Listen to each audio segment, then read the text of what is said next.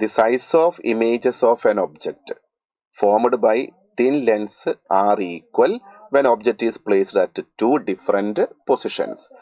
അപ്പോൾ ഒബ്ജക്റ്റ് രണ്ട് ഡിഫറെൻറ്റ് പൊസിഷൻസിൽ വെച്ചിട്ട് ഇമേജിൻ്റെ സൈസ് ഫോം ചെയ്ത ഇമേജിൻ്റെ സൈസ് രണ്ട് കേസിലും ഈക്വൽ ആണ്.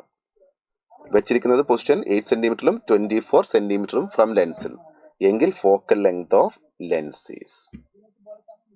ഓക്കെ, അപ്പോൾ ഒബ്ജക്റ്റിനെ 8 സെൻറ്റിമീറ്ററിലും 24 സെൻറ്റിമീറ്ററിലും പ്ലേസ് ചെയ്തപ്പോൾ നമുക്ക് ഇമേജ് കിട്ടിയിരിക്കുന്നത് അതിൻ്റെ സൈസ് സെയിം ആണ്. അപ്പോൾ എന്തായിരിക്കണം condition for same sized image?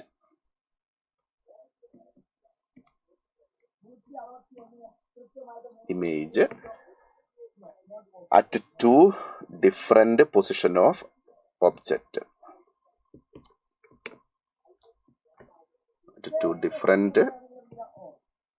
position of object. എന്തായിരിക്കണം കണ്ടീഷൻ? ഒന്ന് റിയലും മറ്റൊന്ന് എന്തായിരിക്കണം? വെർച്വലും ആയിരിക്കണം. One is real and other is virtual. ഇനി എന്താ നമ്മൾ മാഗ്നിഫിക്കേഷൻ ഇക്വേഷൻ എഴുതാറുള്ളത്? M is equal to F by F plus U. നമ്മുടെ ഫോക്കൽ ലെങ്ത് ആ ചോദിച്ചത്. അപ്പോൾ രണ്ട് ഡിഫറെൻറ്റ് പൊസിഷൻ തന്നിട്ട് 8 സെൻറ്റിമീറ്ററും 24 സെൻറ്റിമീറ്ററും ഈ രണ്ട് ഡിഫറെൻറ്റ് പൊസിഷനിൽ വെച്ചപ്പോഴും എനിക്ക് ഇമേജിൻ്റെ സൈസ് സെയിം ആയിട്ടാണ് കിട്ടിയത് എങ്കിൽ ആ ലെൻസിൻ്റെ ഫോക്കൽ ലെങ്ത് എന്നാണ് ചോദിച്ചത്. അപ്പം ജനറലി മാഗ്നിഫിക്കേഷൻ ആരാ? M is equal to F by F plus u. രണ്ട് കേസിലെയും മാഗ്നിഫിക്കേഷൻ എന്താണ്? സെയിം ആണ്.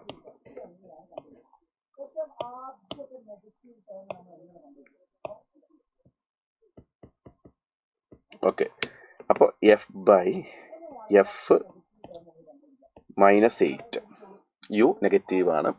ഓക്കെ, ലെൻസ് ആരാ? Thin lens. That is equal to minus of f by f minus 24.